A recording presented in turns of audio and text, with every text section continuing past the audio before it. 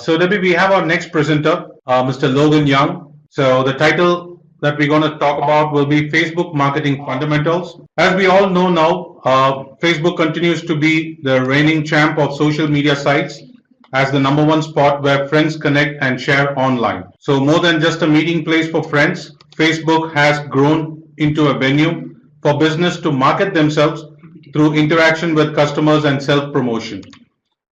And with such a large user base, ignoring Facebook really isn't an option for most marketers. You can bet your ideal market in using Facebook nearly every day. So the question is, how do you target all the users with your marketing? Mr. Logan Young, co-founder of Blitz Metrics, who will give a better demonstration on Facebook marketing fundamentals. So Mr. Young, the stage is all yours. I request your presence. All right, so excited to talk with you guys today about Facebook ads. And if you're advertising at all online, you definitely need to be on Facebook. So Facebook and Google together own an 80% duopoly over the online market. If you guys have been following Facebook, many of you guys may have seen Mark Zuckerberg a few months ago. He was testifying before Congress, and Facebook's been making a lot of changes because they've been feeling this pressure from the government, right? So anyone who's running Facebook ads recently has seen that some of the targeting has been taken away. So in the past, you could really get really narrow with your targeting, where you could target people based off their income or their job title. So I could target people who were teachers at a school, and a lot of that is no longer available. So there's three types of audiences on Facebook. There's saved audiences, lookalike audiences, and custom audiences. And a custom audience is anyone that's interacted with you or your brand in some way. And I'm going to talk about how to build these custom audiences by running videos, and how you can use that to effectively target your audience. Because really, when I think of targeting, there's two types of audiences, right? There's a cold audience and a warm audience. So a cold audience, they haven't heard of you before. A warm audience, they've had previous interactions. As far as driving people through a funnel, I expect a warm audience will always outperform a cold audience. So a custom audience is basically a warm audience, right?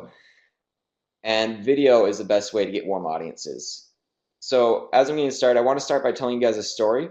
So you guys should be able to see my screen right now. This is my Facebook profile. And you can see I have a ton of pictures of me and my dog up here. This is my dog, Sydney.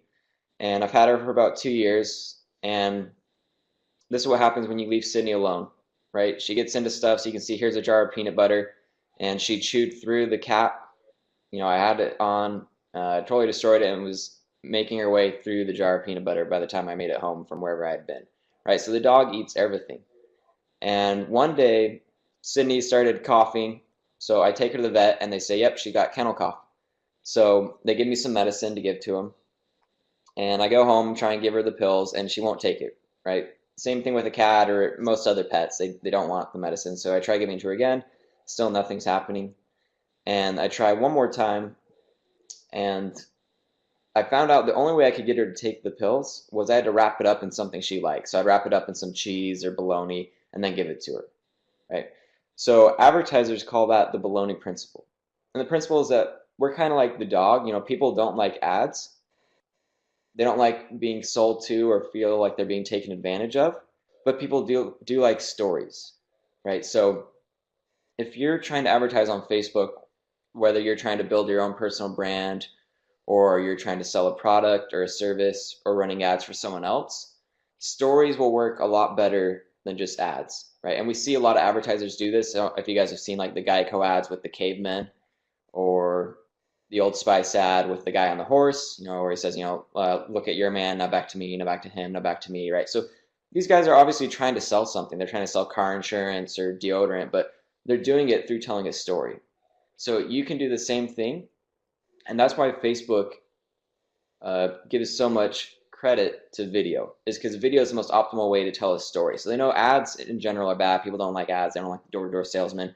But people do like stories. So I want to help you guys understand how to make good videos that'll get you a lot of viewers, because then we can retarget those viewers. So if I have a really good video that's telling you a good story, then on Facebook I can say anyone that watched 10 seconds of my video, anyone that watched 3 seconds or 25%, you know, whatever rules I set up, I can put them in a bucket, an audience, right, that I can show them more content. So video is super key to your marketing strategy. And I'm going to talk about how to make good videos from a data perspective. So really, there's 4 components of making good video. In general, shorter videos are better. So we like to talk about 1-minute videos. The reason is that the majority of the traffic now is on mobile, which means that they're on the go. So they might be in the back of an Uber or Lyft or taxi, or they might be at a restaurant or hanging out with friends. So they don't have the time a lot of the often to sit down for 5 or 10 minutes and to watch a full video, right? So because of that, you want to be able to get right to the point with the videos. Yeah, you know, don't do long form video unless it's like really working, right? Facebook says 15 seconds is their top tier for video. I think that's a little bit too short unless you're really letting the visuals tell the story, but shorter is better. And I'm going to walk you through these 4 components in 1-minute video, and then I'm going to show you guys 1 or 2 examples of how this might look. So the most important part is the hook, which is the first 0 to 3 seconds. On average, 70% of the traffic won't even stay for at least 3 seconds. Meaning, if my video has a reach of 1,000, on average, I'm only going to get about 300 people turn into a view, which a view is counted as 3 seconds. So I need to have something interesting going on in the beginning. And it could be that you're using a prop or movement or leading in with a joke. Some things to avoid that we see a lot of people do is don't lead in with a bumper where it's just like the image of your brand. Don't start with a black screen, right? Again, 70% of the traffic isn't even watching for 3 seconds. So if you can get a good hook, that alone will increase the numbers that finish the rest of your video more than probably anything else. So the next thing is you want to ignite pain or pleasure. So first you hook, give them some incentive to watch the rest of the video. Ignite pain or pleasure. What's the video about? You know, why should they care? What problem is it solving? And that comes into step 3, describe the solution, you know, how you or your brand can help. And then step 4, having some kind of call to action at the end. And it doesn't always have to be a really firm call to action where you're like, buy now, you know, click on the link below. It could just be a really soft call to action. So I'll give you guys an example. Most people don't really know how to make videos, which is okay, right? They just haven't done it before. So they kind of go into a default mode of just introducing themselves. So they'll say, "Hi, I'm Logan, I'm 28, I went to school at BYU and studied advertising." And by that time, you've lost all the audience, right? So it's better if you can start right in the action of some kind of story. So again, remember the bologna principle we talked about at the beginning, right? Wrapping up the pill and the cheese or the bologna. So you want to start with a story, then lead into your brand or service at the end. So rather than me saying, if I were doing one of these, that "Hi, I'm Logan, you know, I'm 28 and I do Facebook ads," I could instead start with a story. So I could say, and I'll just give you guys an example walking through each of these steps. So I could say, when I was 3 years old, I went to SeaWorld for the first time and got attacked by a seagull. I had this churro, and the seagull flies out of the sky, grabs on my churro. We start, you know, having a tug of war over the churro until eventually it lets go of the churro and pecks me right in the forehead. So I found out really early on in life that sometimes things don't go your way. A lot of you guys may be running campaigns on Facebook or Google and feel like they're not really performing very well and not working out for you. Running ads on Facebook is the right thing to do for your business, but it can be hard to do the right way, and there's a lot of data to work with. I've spent over $1 million on Facebook. I do Facebook ads for a living for big companies. I'd be happy to work with you on your account. So you see how by telling a story, I was able to do all 4 of these. So at the hook, you know, I talk about I got attacked by a seagull at SeaWorld when I was 3 years old. Ignite pain or pleasure. I found out sometimes things don't go your way. Maybe you're feeling the same way about your campaigns on Facebook. Describe solution. You know, I've spent over $1 million on Facebook. I do Facebook ads. I can help. Call to action. You know, let's work on your campaigns together. Right. So that's a lot more effective than just leading with the pill. Right. Saying, yeah, I'm Logan. I do consulting, and it only costs $1,000 an hour, and I'm really good. You know, sign up below. Like, obviously, you're not going to get any kind of customers that way, right? So think of all the stories in your life that have been impactful to you guys, and then how you can kind of connect them to what you do now. Because the stories is where a lot of people get tripped up. The stories don't have to directly connect, right? Like, what is going to SeaWorld as a 3-year-old have to do with Facebook ads? Nothing, right? But you can make it connect, right? You can make a connection. So that way you take the stories which is, wrapping up in the cheese, which is what people want, but then you tie it into your business objective at the end. And we've seen about 1 in 10 posts or videos is what we call a winner. A lot of people are nervous. They're like, well, if I create these videos, what if they don't do very good? Well, that's fine, right? If they don't do very good, Facebook won't show them to anyone anyways. Facebook wants to give the user a good user experience. So if I put content out there that's not very good, it's not going to get a lot of reach, and that's okay, right? So we've seen about 1 in 10 is what we call a winner, and that's kind of what you want to look for, is your winners, posts that are doing really well. So let's hop over to the browser to show you guys an example of what a winner might look like and some things to look for. So this is my page. Make sure you guys all have a Facebook page, not a profile. So a profile is where you have friends. On a page you have followers. And what we're looking for here is what we call our standards of excellence. And these are benchmarks of performance, right? So this is how you know if your videos are doing well or not. And I'll just go through a few of these for you guys, because if you haven't done a ton of advertising, or even if you have, it's like you're going to get this data from Facebook back, and how do you know if something's doing well or not, right? So this is the way you kind of know. So here's one. So this is some video talking about Facebook, and I'll click here to get some of the data on it. So one of the first things, 10 to 15 is good. 15 plus is like really great. That's like hitting a home run, right? So pretty good. It's 12 seconds. So I've hit my standard of excellence for average watch time. And these standards are basically like Facebook giving me. So yeah, so this is the video. So average watch time, 12 seconds. I can see that's doing pretty good. Some of the other things I look for is what we call a view through rate. And that's from my reach going to my views. So this is what we were talking about with the hook, right? So in this case, the average view through rate is only 30%. Meaning if I had a reach of 1,000, I would expect to see the average video might get 300 views. The standard of excellence I'd like to hit is 50%. So in this case, I got a reach of 1396, call it 1400. So really I'd like to get 700 views, but I'm only at 355, right? So my view through rate's not very strong. So the hook on this video was not very good. The first 3 seconds, or maybe it's the thumbnail or the copyright, one of those 3 things was not working super well. So that could use some improvement. Maybe if I redid this video, I would try something more interesting in the beginning. The next thing I want to look for is going from 3-second views to 10-second views. So I got video views, which is a 3-second view, to 10-second. And again, the average on Facebook is about 30%. The standard I want to hit is 50%. So here I got 355 video views. So I'd like to get at least 175, 10-second. And I can see I'm at 190, right? So this one again is hitting. So once people stick around past the intro, they're pretty much sticking around for a lot more of the video. They're kind of watching. Where I'm dropping, again, the majority of my traffic on this one is just those first 3 seconds. And one of the last things I might look at is the engagement rate. So off the video views, I like to see a 10% engagement rate, right? So people can engage by liking, commenting, or sharing on it, and also clicking around. So here I got 355 video views. So I want at least 35 engagements. I got 54, right? So even though the view through rate's not very good, I hit enough of the other standards that I would maybe call this one a winner, or enough, it's doing well enough to put a little bit of spend against, right? So it had the good average watch time, it has a good engagement rate, and going from views to 10-second views is also good. So initially, you might put these videos out there organically and just look over some of this data. Even if your reach isn't very big, even if your reach is only 200 or 500, you can still see what the breakdown is. And when you find ones that are hitting a few of these standards, it doesn't have to hit every single standard, right? Like this one didn't hit the view through rate, that's okay. Even if it just hits like 1 or 2 or 3 of them, again, that's Facebook giving you a signal that this piece of content's doing pretty good.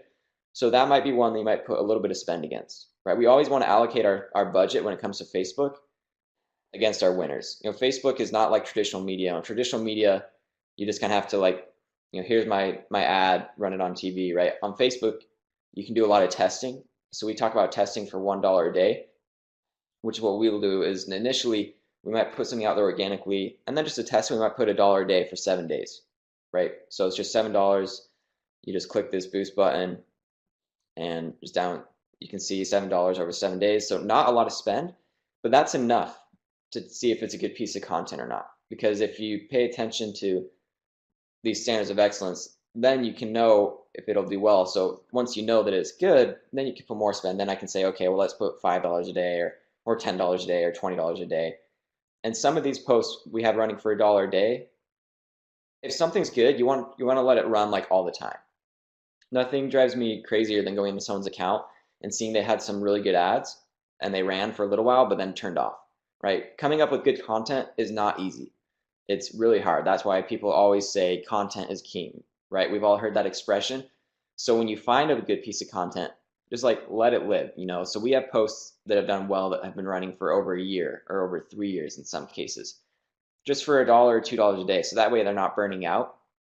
You know, people aren't seeing them too much, but we know they're good content, so we just put a little bit of spend against them and just let them bring us this like residual, you know, this current, this heartbeat, like residual return for the company, right? So it's really good that way. But getting started, I create a lot of these 1-minute videos using this formula, post them on Facebook, look for these standards of excellence, the average watch time, the view through rate, how many of the 3-second views turn into 10-second views, the engagement rate. When you find ones that are doing well, allocate your budget against those. Right? And the whole methodology that we're talking about here too is the crawl to walk to run model. So we've kind of talked about some of the getting started steps. I want to talk about something that's a little bit more advanced. And once you guys are in the habit of creating a lot of 1-minute videos, you found a few winners, you want to start structuring your videos in a little bit more sophisticated or advanced structure of putting them in these 3 buckets, right? So I've got why, how, and what, and these are my 3 different stages. So what is basically what you're selling, right? It relates to conversion, so it's your product, your offer. Most people make the majority of their content around what? They're just talking about what they do, right? But the most powerful content is this why and how. So why relates to storytelling, right? That's the first touch. That's the example I gave you earlier, where I'm just telling a story about I went to SeaWorld, or I have another story when I was 16, I was working at a Subway and I got held up at gunpoint, right? So telling stories, people kind of learn about me. It's a great first touch. And then how is educating. So I always like the show me, don't tell me approach. So for example, for me, rather than saying, you know, it's easy to say, oh, I'm really good at Facebook ads, but I always kind of like want to see it, right? The show me, don't tell me. So if you go to my page and look at my videos, you'll see I have a lot of these different why, how, and what videos. And just give it a second to load. And you want to start creating, the reason we have a 3x3 too, is just for testing. Because we said we know that 1 in 10 videos is what we've seen a winner. This could easily be a 5x5 or a 10x10, but we just want you to kind of get started making videos. So start with the 3x3, and not everyone's gonna be a winner. You might find that maybe video 3 does really well, and then you can say anyone that watches video 3, show them video 4, and then show people that watch video 4 video 8, right? So you might find that not everyone's gonna win. So you start with a lot and then narrow down to your winners, right? It's like if I'm trying to build a house, I don't walk into the forest with a piece of sandpaper and start sanding on a tree. You know, first I start with the saw and, you know, cutting up big logs, and then I get increasingly more narrow with my work over time, right? So it's the same thing here. When I'm starting with a campaign, I want to start with a lot of different ads initially just for testing, and then find my winners and allocate my budget, my time, kind of working on those. And I'll give you guys an example how this might look.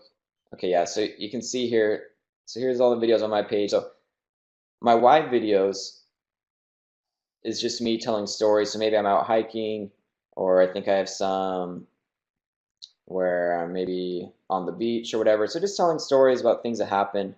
My how videos are educating. So you can see I've got a bunch of videos that are just screen shares showing people how to set up an audience, how targeting works, drawing things up on a whiteboard, how this principle works. And then the what videos are talking about, you know, actually here's what I do, here's how much it costs, you know, here's this course that we're working on in case you're interested. And we know that the average consumer needs multiple touches with a brand before they're going to convert. Right? So the number that's thrown out there is 7, right? The average consumer needs 7 touches before they'll convert. Sometimes more, sometimes less. We're working with a big electronic company right now that we have the data that shows that everyone that buys, the average number of touches they have is 11, right? So if I know I need to give someone multiple touches before they're going to convert, for me, I'm trying to maybe sell a course or consulting or an event. I can't just like try and sell them what content every time, like buy my course, buy my course, buy my course, right? I know they need multiple touches, so I need to separate those touches into these different categories, right? Some telling stories, some educating. If you're going to buy a course, you probably want to know a little bit about it, right? So the education model. And this also equates, you guys might have heard of know to like to trust, right? So people get to know you here, they get to like you here, and then they get to trust you enough to be able to buy your services there. An example how this might work is I also play guitar. So let's say I'm a musician. So this works for any vertical, right? Music, fashion, food, marketing. But let's say I'm a musician. So my why might be as a simple story where I could say, growing up, my mom made me take piano lessons, and every day for 4 years, I'd practice the piano. But when I was a teenager, my friend gave me a Metallica CD, and I started listening to it, and I fell in love with the music, even though it was like more hard rock, and I decided that I wanted to play guitar. So ever since then, I quit playing piano. I started taking guitar lessons instead. I've been playing the last 15 years. I absolutely love it. It's my favorite instrument. And because of that, I love it so much, I want to teach other people so that they can have the same joy in their life. I'm Logan. I teach guitar lessons. Happy to work with you sometime. Right? So I'm telling a story. And then what I could do is say, anyone that watched that video, show them my how video, right? So in this case, I want to start educating. So now maybe I actually have the guitar and saying, okay, here's how you play a C chord, or here's how you do a power chord, or play, the pentatonic scale, right? So I'm actually showing them, showing that I actually do know how to play guitar. And then I can say, anyone that watched that video, I'm going to show them my what. Well, I actually give guitar lessons. It's once a week for 1 hour, and it costs $20. And the first lesson's free. If you're interested, shoot me a message below on Facebook, right? So I can build out my whole funnel, right? Going from someone that's never heard of me before, telling them my story, showcasing them, I know what I'm talking about, and then selling them all on Facebook, all on video. And the reason you want to use video is a few different reasons. One is it's going to get you the best CPM. So CPM, cost per thousand, right? Facebook encourages people to use video for the reasons we've been talking about. It's a more optimal way to tell a story as opposed to just serving an ad. So you'll get more reach for the same amount of money. All else equal, if I just put a static image out there versus video, each one with just, $10 budget, the video should get more reach.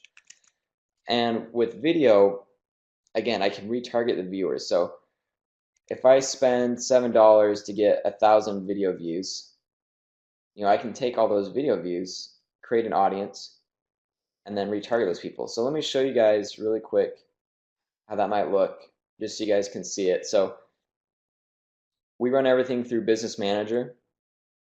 The first step, again, the crawl, walk, run, is A, have a Facebook page if you don't already.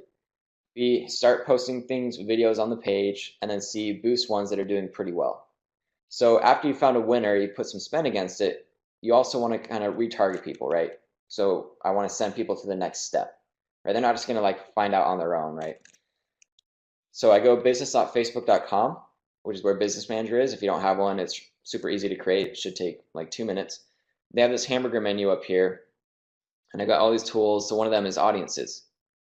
So this is where I can create my retargeting audiences. And I'll show you my 2 favorite types of video audiences to create.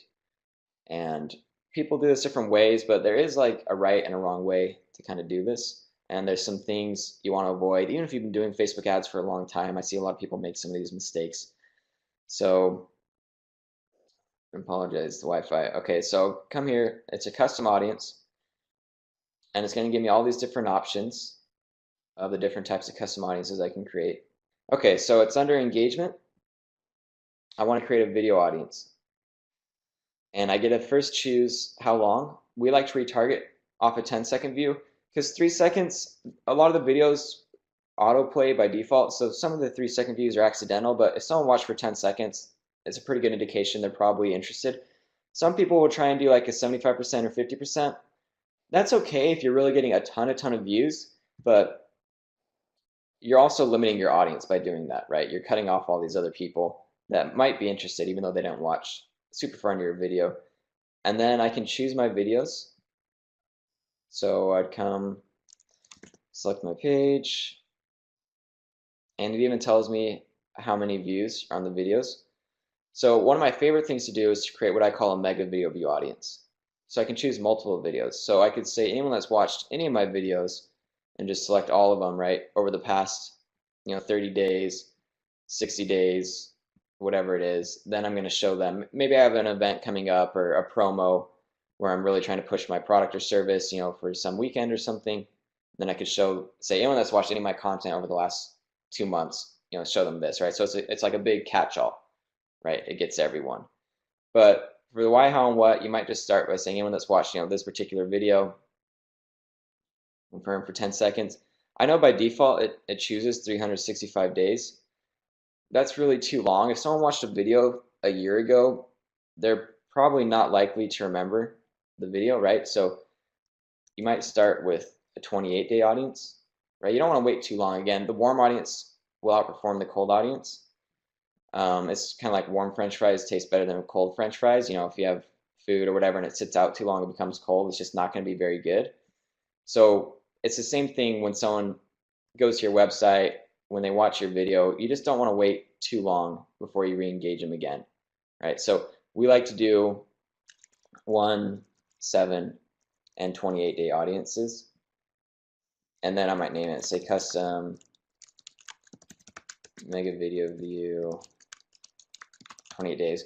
When it comes to naming, I want to be able to know what's going on in the audience just by looking at the name. Nothing drives me more crazy than to see something named like audience 1. Because as you start building out more of these audiences, it's just going to become really difficult if you name things that way because no one knows what's going on there, right? So choose the type of audience it is. It's a custom audience. And I can say, yeah, whatever it is, my why video, 10-second view, 28 days. So now I know exactly what's going on within that audience, right? So then I can create the audience.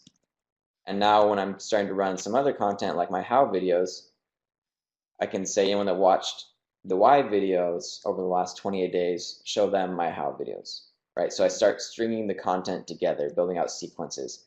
And I think that's part of the power of Facebook that most people really don't understand. But yeah, when you're able to string content together in a coherent way, the messaging and the ads become a lot more relevant and a lot more powerful. So hopefully getting started with video. One last thing I want to say about video, then I want to leave some time for Q&A, is let me show you guys one more example. So this is our friend Isaac Irvine. A lot of people are scared of making videos, or they feel like they need all this fancy equipment, all these different things, and really you don't, right? All you need to get started with videos, some smartphone, and really that's it, right? So Isaac works at GoDaddy, and he'd been working on his personal brand. So we were working with Isaac. We told him, you have to start making these different videos, talking about stories, talking about your life, these different things. So he has this video where he's talking with his son, Bodhi, who Bodhi was getting bullied because he had long hair. So some kids at school were saying, well, you look like a girl, right? So Isaac talked with his son, Bodhi, about the experience. And you can see in the video that it's filmed in... So you got bullied today, huh? It's filmed in the bathroom, right? There's the shower head. Isaac's wearing a tank top. There's no professional camera. There's no professional lighting, no professional sound. They're not wearing lapels or anything, right? So it's just really simple, but it did really well. Overall, the video's got over 80 million reach. It's been shared by Ellen DeGeneres, by George Takei, by Mike, Lad Bible, Cafe Mom, all these different channels, because it's just telling a good story, right? It's just really sincere and authentic. So for your videos to be successful on Facebook, they don't have to be these like really shiny, polished things. You just need to be telling good stories, which is why we start with why, right? And that's what people want to see on Facebook. They're used to seeing content from their friends and family, and they'll accept seeing content from a brand. They just, again, they don't want to be sold to, the baloney principle, right? You need to wrap up what you're selling in these stories, right? So Isaac's trying to build his personal brand, obviously, but it's through telling these stories he got more exposure, right? This led to him getting more speaking engagements. He was on the news multiple times because of this video. And I wouldn't be surprised if some people in the audience have maybe even seen the video. Yeah, again, it pretty much went viral. So that's like the most important thing. Don't worry about how you look or that you don't have this fancy equipment. I make videos all the time just on my iPhone with nothing else, right? I mean, the phones nowadays, they film really good. So the biggest thing is the takeaway. I always want to see people be able to take action. Is I just encourage you guys to go home, to make some videos, put them out there to see how they perform. If you find some that are doing pretty well, put $1 a day against them, and then just start stringing videos together, right? Create some of those audiences and build out your why, how, and what. And that's your funnel, right? And that's how you can go all the way from a first touch down to a conversion. So I've got 13 minutes left. I do have a hard stop coming up. I'd love to take any questions anyone has. It can be anything about videos, anything about Facebook in general. Even if we didn't talk about it today, I'm happy to talk about anything regarding Facebook. And thank you guys so much. I'll take any questions you guys have. All right. Thank you very much, Mr. Young.